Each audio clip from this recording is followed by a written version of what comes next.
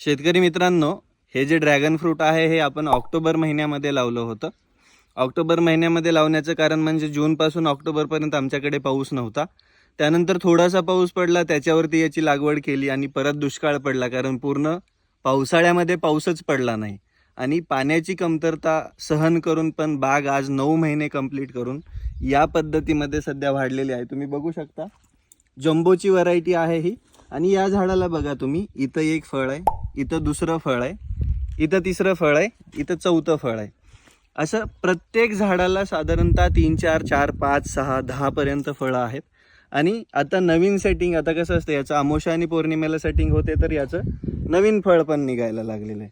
म्हणजे एक गोष्ट लक्षात घ्या, निंदा करणारे, तुमच्यावर टीका करणारे हजारो लोक असतात, पण त्या निंदा आणि टीकेमधून तुम्ही किती पॉझिटिव्ह विचार घेऊन वरती जाता त्याच्यावरती तुमचं सक्सेस ठरलेलं